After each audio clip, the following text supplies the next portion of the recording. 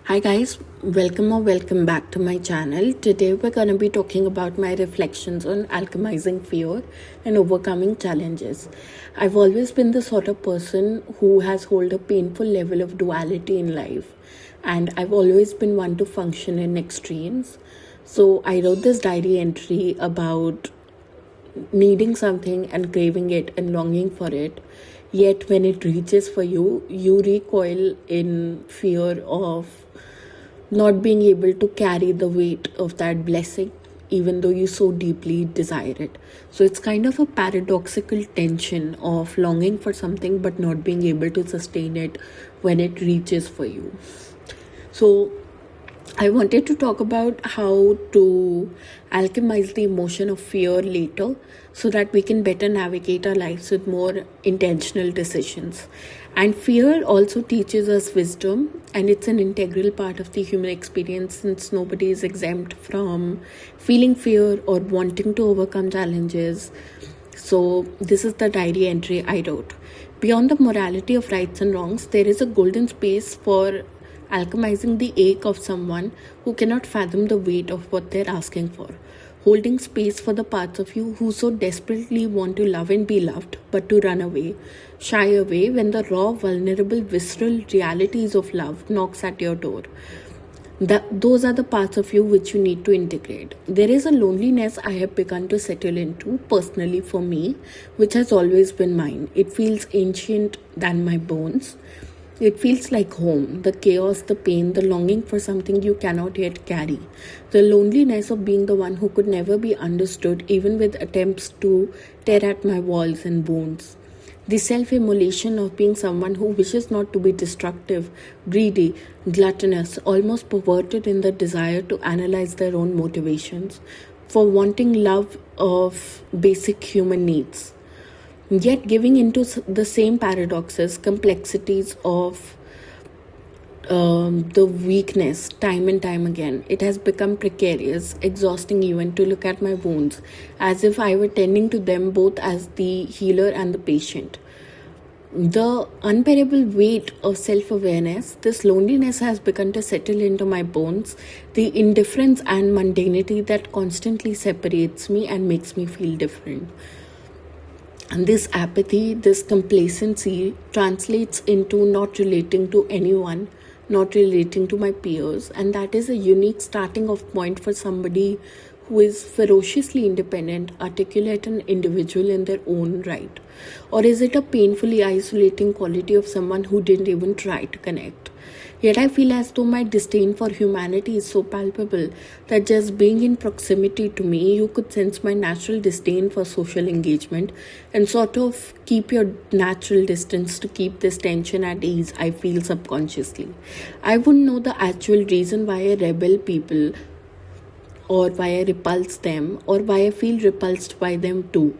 But I figured it's something how I accelerate in terms of self-awareness each week almost, picking myself apart before anyone else can. So no one can hold space for what I've identified with or become.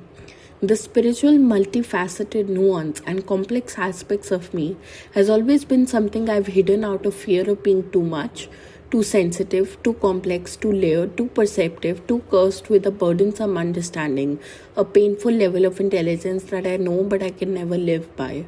I'm constantly in fear of being outed as a fraud for being spiritual or too complex. How can you believe in something that doesn't have tangible evidence? How can you differ from me? But all of that comes with me caring about other people's perceptions of me in case they confirm my worst insecurities about myself. Fear, grief, and anger are such dense emotions. They're inherently heavy emotions to alchemize and sublimate. Because even in the body, on a somatic level, if you feel those emotions, you're going to feel stiffness, tension, or constriction in whichever area of the body you feel that emotion. It's a heavy emotion. That's why it keeps you stuck and stops you. It stops you from overcoming challenges and it creates resistance and stagnancy in your life. Because if you don't overcome fear, you could stay stuck forever. If you don't overcome anger or grief, you could stay in that thought loop or that egoic mechanism forever. And that is what they do. These negative emotions are heavy because they keep you stuck like an anchor, and they keep you floating at the bottom of the ocean, unable to see the light at the end of the tunnel or be able to float towards the surface and see the sun shining on you. And somatically, on a bodily level, there's such tough feelings to feel and alchemize and release and sublimate. And that is why I wanted to talk about alchemizing fear and letting it expand us instead of letting it constrict us and demean us and shame us into submission and keep us stuck.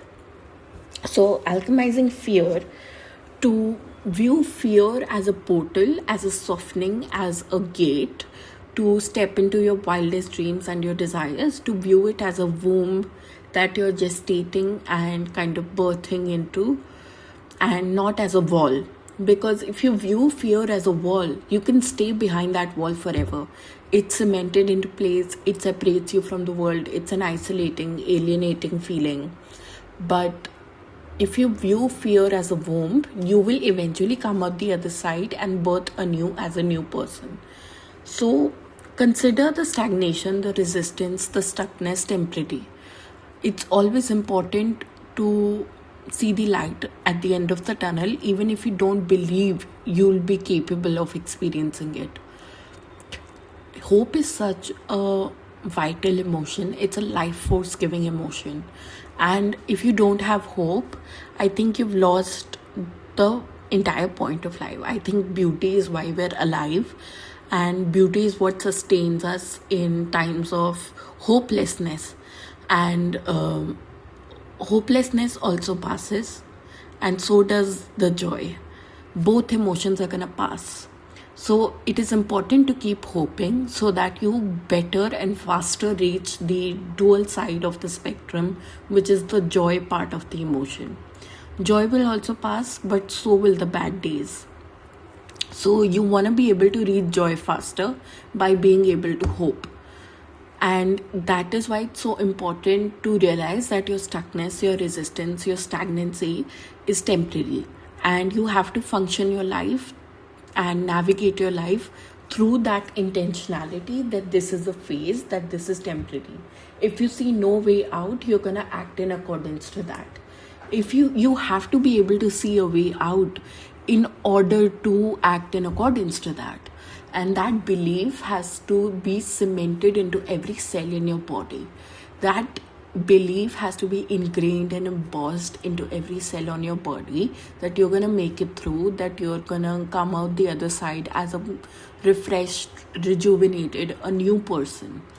And the fear is kind of keeping you stuck for like in a gestation period for like a couple of months or a couple of years.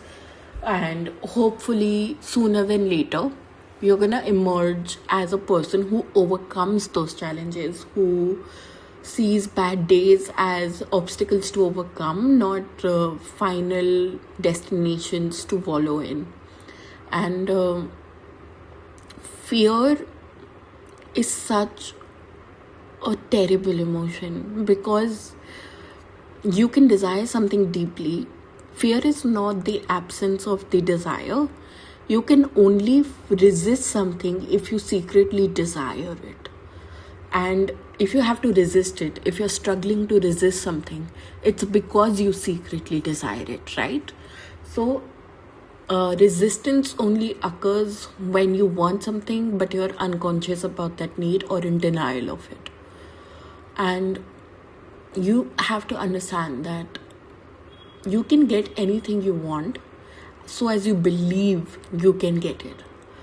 And reality will conform itself, readjust itself to that belief that you're feeding yourself. And beliefs can be changed. They don't have to be factual or false. They just have to be beneficial or detrimental. And I've always said this is something Teal Swan has also said. She's a great spiritual leader that I follow the blueprint of, follow in the footsteps of, and I admire her deeply. The thing about resistance, stuckness, and stagnancy is that you have to let yourself suffer. You can't fight fire with fire and kind of struggle to overcome these challenges if you're terrified and have a phobia of something. You have to be able to rest for a bit and let yourself suffer in that fear and put eyes on that part of you who is afraid and try to get to understand that part of you instead of fixing that problem to immediately get to the solution. You have to put eyes on that part of you and look the part of you that is afraid and ask them what you can do as a capable person, as a person who's an adult, to make that part of you less afraid of whatever you're experiencing. And that will allow them to soften and release the grips on you, and it will allow the resistance to kind of naturally dissolve over a period of time. And I want to also say that if you put eyes on that part of you, it will behave differently because of the phenomenon, the observer's effect, right? If you look everything in the eye and try to understand it, I think with awareness, presence, attention, and kind of a deep level of being seen and understanding, any kind of fear or negative emotion can be alchemized or sublimated more often than not. And it has to be integrated, it has to be taken action within, because shadow work without action taking is useless. And in my opinion, obviously, but if you put eyes on that part of you and understand it and seek to soften it instead of control it or fix it immediately, it will likely dissolve or disintegrate, because awareness, attention, and presence is the highest quality of understanding and love and presence you can give to a person, even person inside of you, like the parts of you who are afraid. And there is a kind of attention that comes with savoring or sitting in the discomforting feelings, the uncomfortable emotions. You have to just let them linger. You have to let them hurt you, because you can admit to yourself, like, I'm struggling to alchemize this, I'm struggling to sit with this, I'm struggling to heal this. You can be honest about it, and the more you're honest about it, the more your capacity to hold honesty and compassion for others increases, and also honesty and compassion for yourself increases. And you have to let the fear expand you and kind of evolve into something that is a little softer, so that it can not limit you. This can be done through movement best. I think dancing and music are great mediums to alchemize fear. I think practicing an alter ego is also another great way if that works for you, because taking on an alter ego has never worked for me. So Teal Swan gave this really great analogy that I want to talk about in today's video, is that if you're driving a car and you see some other ex's car in the driveway, whatever road you're driving on, and your mind goes back to a flashback of a memory, and you're zoned out while driving the car, and somebody in the passenger seat who's sitting beside you is like kind of looking at you like, why aren't they driving the car properly? I think they're disassociated. And you're disassociated, you don't recognize that the person on the passenger seat is like cognizant, conscious of the fact that you're in another reality right now, that you're missing your ex, or like being nostalgic about their memories, and you're going into a flashback and you're disassociated while performing the task of driving. It is not utmost presence. You have to be looking at yourself from a third person's perspective to understand this is not your reality. This is not your ex's car. You're not with this person anymore. You have to look at yourself as an observer and kind of disintegrate that feeling, because if you're in the reality, where you're missing your ex, you'll never be able to disidentify with the feeling of being in that reality. Sometimes I've not felt a vibrational match to my desires. It's because I'm literally not in the reality where I can achieve those desires. I'm living in a zoned out, disassociated aspect of my reality because I'm in the driver's seat and I'm zoned out. I'm trying to get through the day. I'm trying to power through the task on autopilot, but I'm thinking about something else. But the person on the passenger seat and the observer recognizes that this person is disassociated. So you need to allow the utmost presence and attention to your fears, to your negative emotions, so that they can be observed from a third party perspective and disintegrate. And that is what allows you to alchemize any emotion, because presence will do that to a wound. If you tend to some wounds with presence and medication and give them the medicine and the time to be able to heal, the wound will grow back into new skin and it will be completely new skin, right? So when you're aching, when you're paining, your mental body and your physical body takes time to heal. And it takes tending to heal, it takes embracing to heal, it takes understanding to heal. And your mental body doesn't heal in a linear way. Your emotional body doesn't heal in a linear way. It's not it's not a final destination. It's not a door, right? It's a spiral. You come back to old feelings with new eyes. So you want to be able to understand that even though it's not linear, you're still making progress. The spiral, the maze that you're walking through, it's still the zigzag direction of the maze is still walking forwards in time and also making progress and making momentum. No matter how many detours or zigzag momentum you're gonna have to face or navigate, you're gonna be able to make progress in the direction of the life you desire. The next thing we're going to talk about is not feeling like a vibrational match to your desires. And I felt that vibrational discrepancy only recently. I used to be very confident, very optimistic, very naturally assertive and kind of hard to gauge, hard to read, hard to reach.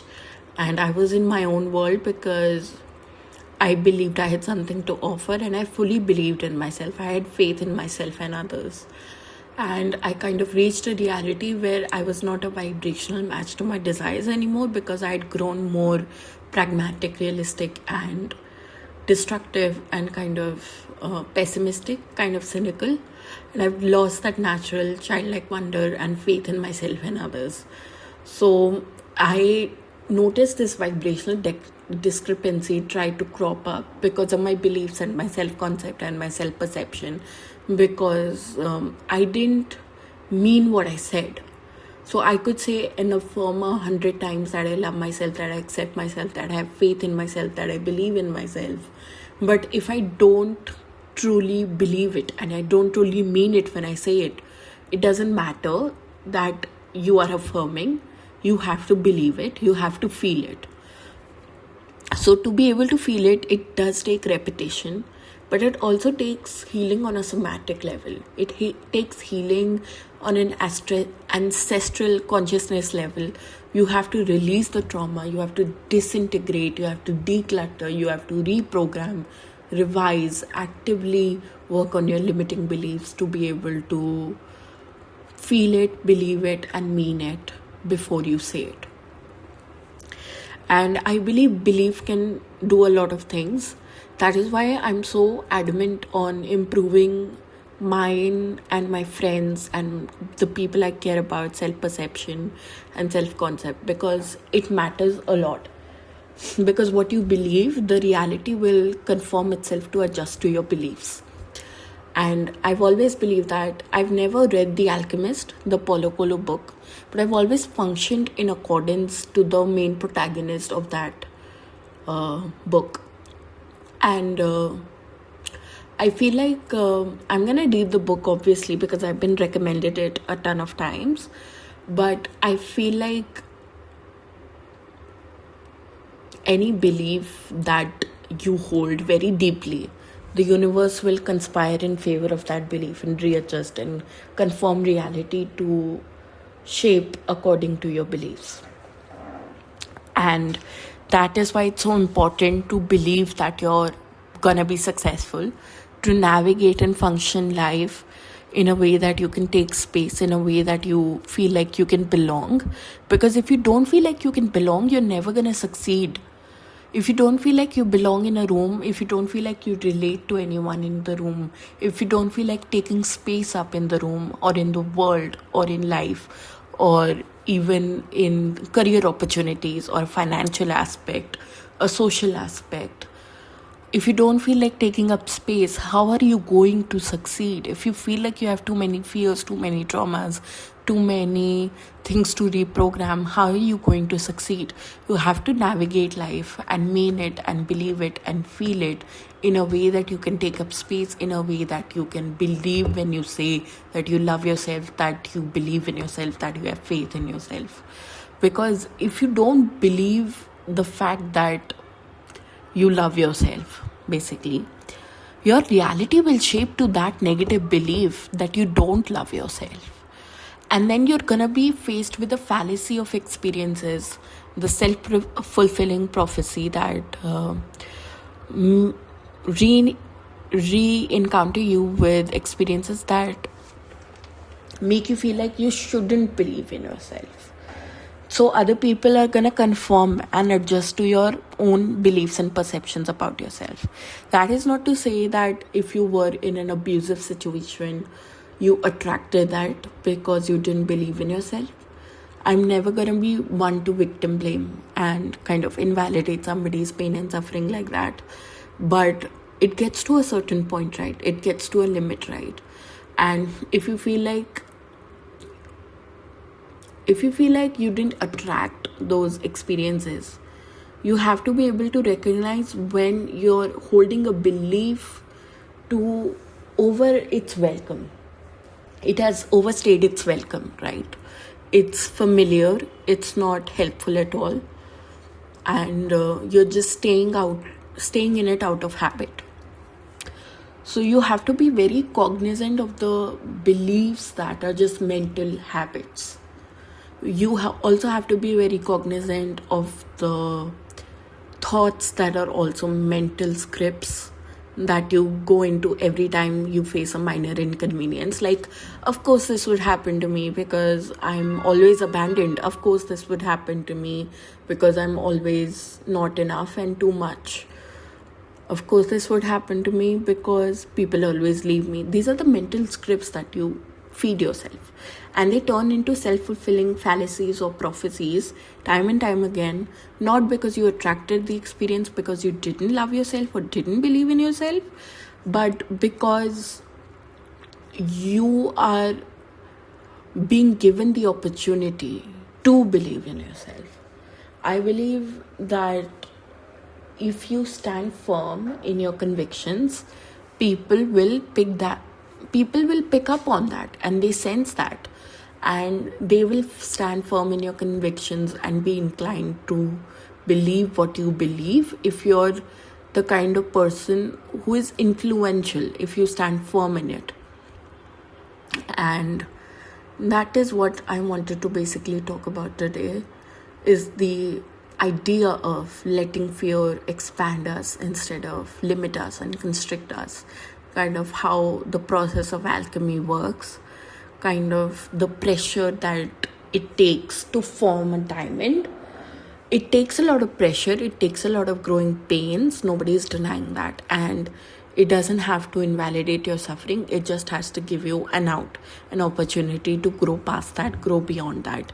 It doesn't have to say that just because you don't believe in yourself, reality will conform to that belief and you'll attract people who disrespect you or don't believe in you. That's not what I'm saying. I'm saying it's giving you an invitation, a softening, a portal, a gate, a timeline in which you can outgrow that belief first. a timeline in which you do not have to be affected by the perceptions of others, because you believe in yourself first. So it shouldn't matter if anybody else does or does not. It is about not holding weight or not giving weight to other people's acceptance, approval, opinions, or beliefs about you.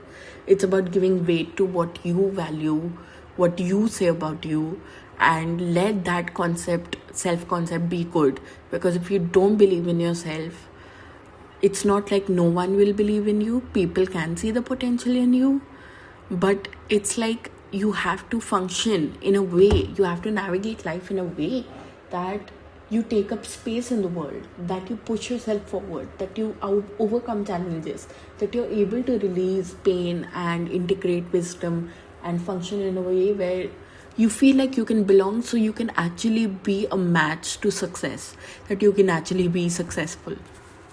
So this was today's yapping, this reflection, this kind of wisdom that I had to share. I hope it was helpful. I was kind of nervous to record this episode because I was going through a creative block, and I feel like people can pick up on that.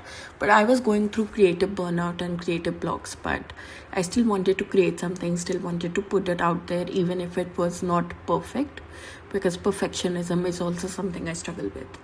And I let myself be seen trying. I let myself be seen as imperfect and flawed and loved and accepted for that, because I'm okay with the rejection, the heartbreak, and the trade-offs that come with creating, even in a world which is out to judge you, but it is also out to love you. People will love you even at your most flawed self, and you will never be good enough for people, even if you're your best self. Even if you're at your peak or your prime at that point, you will never be good enough for the wrong people. But the right people will love you even at your most worst destructive self. So this is me seen trying. This is me being embarrassed, putting myself out there. This is me being visible, because I'm okay with any kind of pain that comes with the fruition of my wildest dreams, what I feel to be true in my heart, what I feel to be necessary in order to create and put myself out there.